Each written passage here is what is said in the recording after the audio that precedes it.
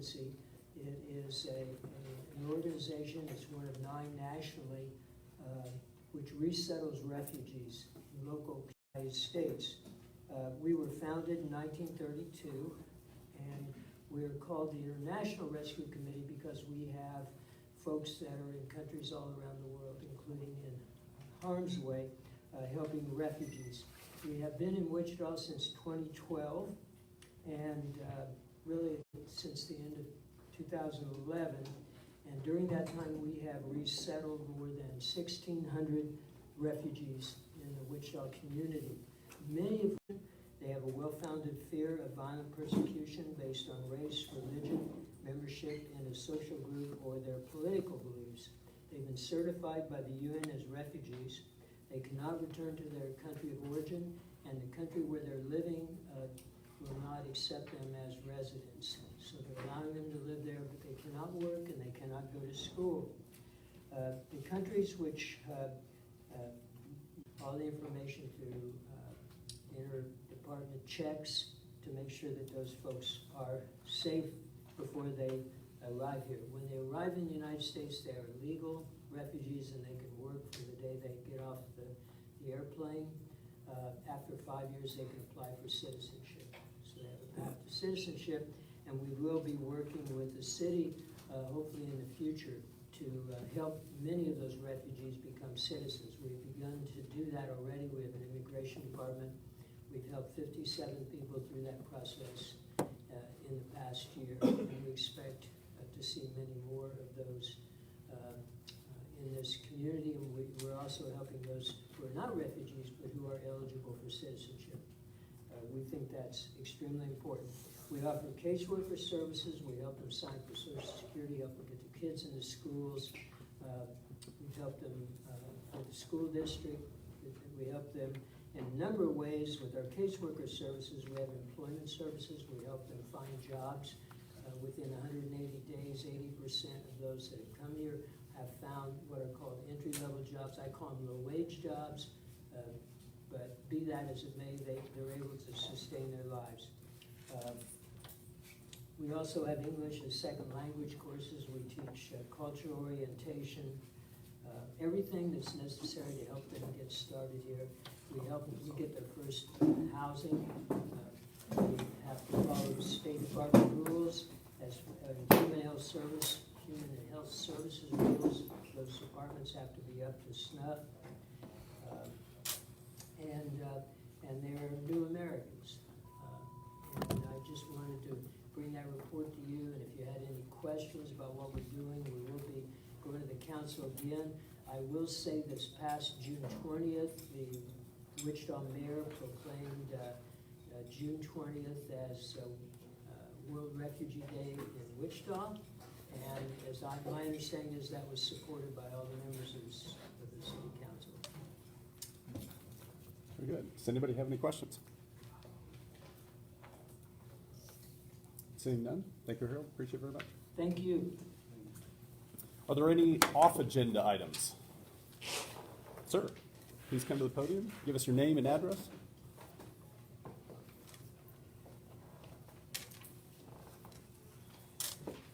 My name is Steve Barnett, 1444 North Spruce. I don't know how much you could call it off agenda here, but it's about the fireworks enforcement, which I think was pretty bad because, to tell you the truth, I didn't see where they had anybody with like a yardstick checking, well, this was 6 feet versus this was 5 feet, 7 1/8. So I'm kind of wondering how they were able to enforce something like that. And then also, I'm glad you got the media here because they're the ones who actually was putting out erroneous information talking about it was some kind of a law, and last time I checked, according to the Kansas Constitution, in order for there to be a law, you have to have it a bill up there in Topeka, and I doubt the mayor even did that. But the main thing I'm thinking is that you could have used those resources in enforcing something that could have made a difference in the community, such like checking drugs coming in to communities or whatever. I mean, it could have been used for something else, besides, you know, messing with kids just trying to celebrate a holiday? Sir? I mean, are they gonna actually, ban the holiday next, or what's gonna happen? I hope not. And just from a schedule perspective, this is actually the first item on new business. Would you be willing to stick around and talk at that point in time? You know, well, I've done what I got to say, so. Very good. Thank you, sir. All right. Are there any other off-agenda items? Seeing none, we'll go ahead and move into staff reports. Would fire like to go first?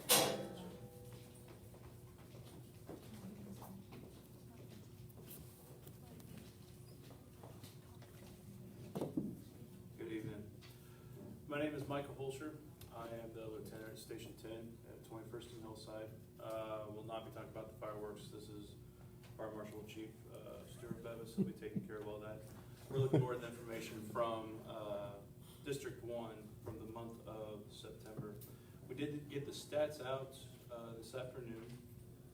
District 1 had a total of 4. Across the city, there was 12 fires that were investigatable.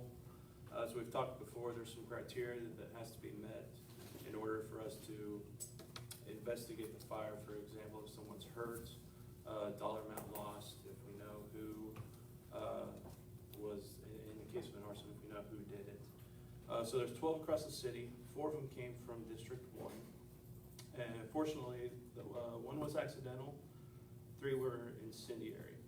That means that in the month of September, there was no arson type situations. However, one thing we're looking at as we look through the statistics that we got of the 12 fires, 4 of them were in vacant structures. As we get to this time of the year, we want to encourage people, the people that are in the neighborhoods, you know if the house next to you is vacant. You know if who should be there, who shouldn't. When we have boarded houses and people start getting in, most of the times those places don't have utilities. So what that means is their heat source when it gets cold is some form of fire. And we're just encouraging people, if you see something, say something. And we'll keep that down. Department-wise, you'll probably be seeing us more out this month. We're wrapping up hydrant inspections and building inspections. Hydrant inspections, you'll see us flowing the water. What we're mainly doing is preparing for the winter. Some of our hydrants, a few of them are what we call non-drainers. They have the water, they still work perfect, there's not an issue. But what we have to do is go in and make sure all that water's out of the hydrant itself so it doesn't freeze. That's what we'll be taking care of. Next week is Fire Prevention Week. You'll see us in a bunch of schools. I believe Station 10 has close to 8 or 9 assignments as of right now, and that will increase over this week as we get more and more. You'll see us in schools. My station personally will be up the North Y on the 12th, I believe. And so it's a busy time for us. Fortunately, fires have been down this summer. Yeah, any questions that I can answer? Any questions? Pass to the fire marshal. Any questions from the DAB? Who would, to the see something, say something, see something like that, would you want us to contact? Is there a city line, or do we contact a fire line, or do you want us to contact 911? 911. Yeah, okay. Because it's somebody's trespassing. So you just started a new class, correct? I believe so, yes. Yeah. I was on your website just looking around. Mhm. So is the actual starting pay for a firefighter $20 an hour? There you go. That's in the range, but also there's a little bit difference because that's when they're a 40-hour employee during the recruit class. And when they become a firefighter, it still ends up being about the same pay, but it drops because they're working a different work schedule, 56-hour week instead of a 40-hour week. But that's around in the right range. It's been a long time since either one of us were in that position. Let's see, it's 20, that's about. Any other questions? Any from the community? Sir, thank you for your service. We'll move on to police.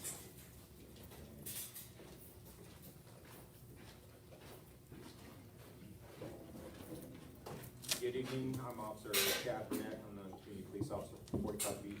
You guys are busy, so I'll make this quick for me tonight. One thing I do want to bring some attention to, on the 27th, which September, last week, we did have a suspicious character around 15 Chautauqua. I believe that this is on our North Facebook page as well. It was kind of an attempted abduction of a young 13-year-old girl. We have a black Chevy Impala or a black Audi.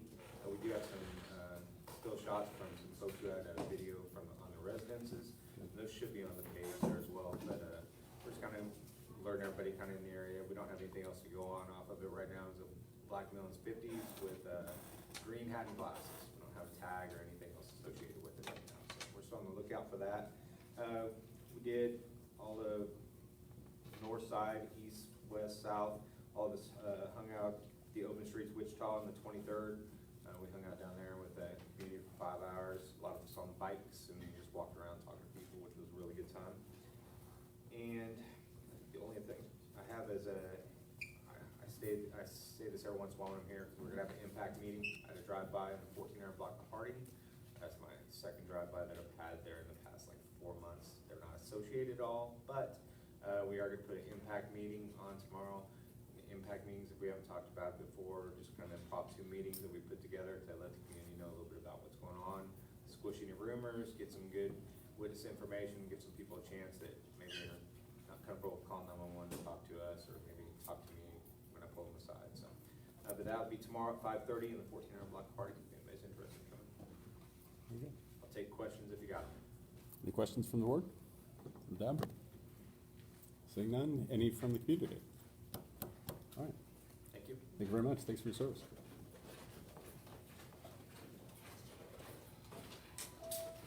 I am Officer Villegas out of Patrol East Community Policing. To piggyback off of what he said, I also have an impact meeting tomorrow, but mine's at 5, so about 30 minutes before his at the intersection of 12th and Delrose. I reference another drive-by, not related to his, it's completely separate, but I wanted to throw that out there if anyone's interested.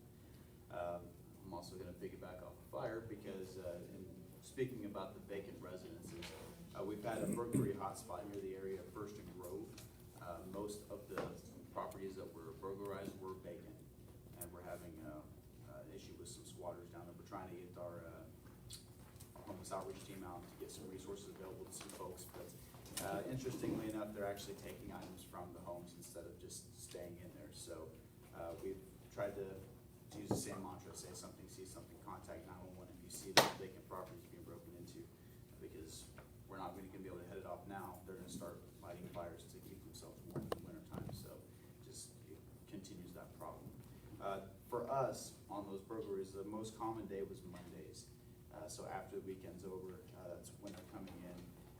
In some of the burglaries, there was a forced entry. Some of them are just boarded up, so they just pull back a board and go right in. So I'll just make it quick. As far as the rest of the stuff goes, month-to-month comparison for Patrol East in general, this isn't just DAP 1, but it's Patrol East. Everything's pretty consistent. The only increase we've had are ag assault firearm discharges, which go hand in hand with the drive-bys. It's the same type of case. So that's something that our CRT teams are looking at and investigating to see if we can get some of those shell casings up to NIB and to get some comparisons on those. So, does anyone have any questions for me? Any- Do we happen to know what those drive-by shootings are in related to or conjunction with? Do we know if they're gang related or anything of that nature? I know you said that they weren't related to each other, but Sure. it strikes me that there are two that happened this month in two separate areas. Right. Well, I can tell you on mine, it appears to be neither gang nor drug related. It's familial. There's a relationship there, and some bad feelings and bad sentiment toward one another. So I think that's what caused that shooting. I'm not sure on Burnett's shooting what he's investigating. He's on the north side. But I can say that the common denominator for mine are most of the time they know each other, whether it's gang affiliation or just relationships. We're starting to get away. I'm not gonna say we're starting to get away from it, but I haven't seen pure 100% drug-related drive-bys as common as they once were. There's a lot of gang stuff still going on, but a lot of that's further south of Kellogg. I think District 1 only has just a small notch just south of there. Most of the stuff up north, on my end anyway, has been just familial, bad blood between one another. So that's gotta stop. There's a lot better ways to do it. So, anyone else have any other questions? Yes. So then what is the impact meeting? You said it has to stop, so what does the impact meeting do? The impact meeting is basically, it's an informational meeting providing answers for citizens today. That's what impact stands for. And the meeting is basically just to get people from the neighborhood together to talk about the issues, talk about the crime itself. We can give a little bit of detail, but not everything since it's still ongoing. But if anyone might have saw something like what Burnett said, if there's someone that wanted to come forward, I'm gonna pass out my card. They can always email me, call me, they can contact the detectives. There's just different ways of communicating rather than just picking up that phone and dialing 911. Also, we mentioned, College Hill is gonna have their Halloween. It's not their event, but everyone goes down to College Hill for the candy and all the fun stuff. So we will be down there doing some traffic enforcement. If anyone's watching this on the Facebook Live, it's we're gonna close off Douglas between probably around 6:30 to about 10. We're gonna be letting big buses and stuff going through, but for residential vehicles, regular vehicles, they're gonna have to go south through College Hill or north and around the event. 100 North Broadview is kind of the bullseye, so the 2 blocks north and south of that are gonna be shut down, so. Sound good? All right, well, I'll see if I can get Matt on those closures to Charlie, and we can send those out, social media too. Awesome. All right? Thank you, officer. Thanks, everybody, appreciate it. Thanks for your service. Move on to library, please.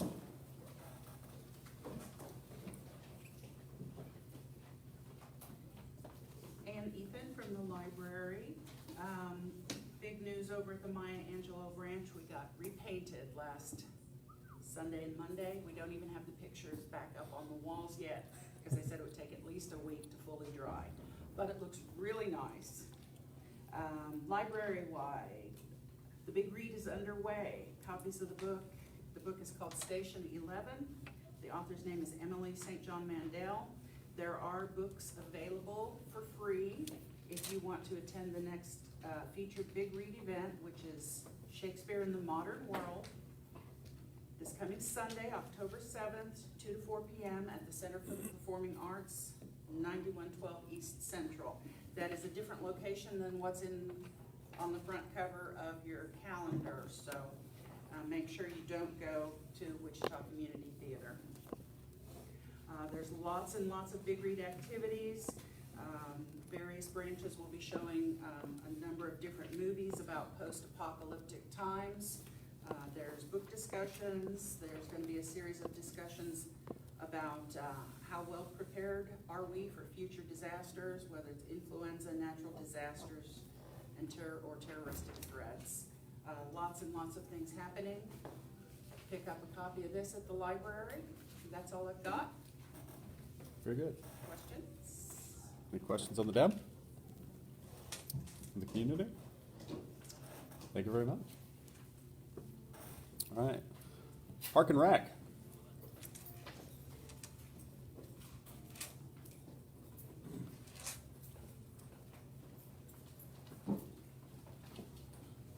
Good evening. Evening. Angela Buckner, Park and Recreation Department. You guys look like you want to go to about midnight, 11:30-ish. I have your clicker. Yay. I'm going to be reporting for the recreation centers in District 1, Edgemore, Linwood, McAdams, and Lynette Woodard Rec Center. Edgemore, after a rough beginning due to some instructor issues, everything's been going successful this fall. They've had 15 variety of fitness classes. 14 of them have been very successful. They've brought in over 154 participants into the fitness center over there. They've had a new rental group that started, and they've already paid for 2019. This is going to bring in a generated $3,525 additional dollars into the department. On October 26th, Edgemore Park will be co-hosting Halloween in the Park from 6 to 9 p.m. With Wesley Children's Foundation, and they usually have around 3,000 to 4,500 people in the park that night. Linwood, I have flyers in the back as well. They all have their Halloween party, Fall Fest, Friday, October 26th, from 6 to 8 p.m. I know some East High ROTC guys, yep, shout out over there, always volunteer for the program over there. And they usually have between 500 and 1,500 kids that attend that night. Also have Kid Connections, and that is a program that's offered at Linwood, Edgemore, and Orchard every day that USD 259 is out of school for in-service days. It's $20 per day from 7 a.m. to 6 p.m. for kids ages 6 to 13 that are able to come and parents drop them off. And I'll have programs and all kind of activities, and have flyers in the back as well for that. McAdams partnered with Wichita Metro Church of Christ to hold a Panther in the Park on Friday, September 15th from 8 to 10. They showed Black Panther in the park with a projector. They had 115 people attend. They had popcorn, cotton candy. They said it was a blast, and they're looking to do it again this summer in the spring. So it looks like it's something they're going to continue to do. McAdams Golden Age Club hosted their annual play production on Saturday, September 22nd from 6 to 7:30. All the cast members were in the McAdams Golden Age Club. There was 93 people attended the show, and there was a 2-minute ovation. Wow. Lynette Woodard's fall classes are going great. We have about 10 classes that are full with registrations. Our trampoline class has been great. We've actually had to add 2 more classes for that. So anytime you guys are willing to come out and try some trampolining, you can. $4 drop-in fee. Our adult kickboxing and our Tiny Tot training classes have been taking off. As you can hear the little sputter of little kids, that's our 1 and 2-year-old classes. Gym rentals after our evening programs are going great. We've generated so far this last month, we're up about $400 from August. It keeps increasing as we go. We'll start our next 4 to 5 week classes the 2nd week of October. I'll let Camila tell you about our Halloween thing. She told me not to steal the thunder. Our after school playground has actually steadily increased. We have about 230 participants since we started September 4th. We're averaging about 21 kids a day. They actually do study hall. They're required to do study hall, and then they can participate in programs in the gym. So they can do soccer, basketball, or they can do table games. But they have to do study hall first before they can go do anything else. And we're actually working with USD 259 and the PANDO program, which used to be Communities in School, to get more kids, especially kids in the neighboring schools over here. And just got approved to do a flyer with USD 259 schools. So that's all I have. Very good. Any questions from the DAP? I got any dead I'm gonna talk to you about real soon. Okay. What is it, kickboxing? Kickboxing is on Thursday evenings, 6 o'clock. We Cardio have kickboxing? we have cardio, and then we have kickboxing. So Y'all wanna go? Dab kickboxing? Dab? yeah, we always, so you know, we always can create a class. Yeah, absolutely awesome.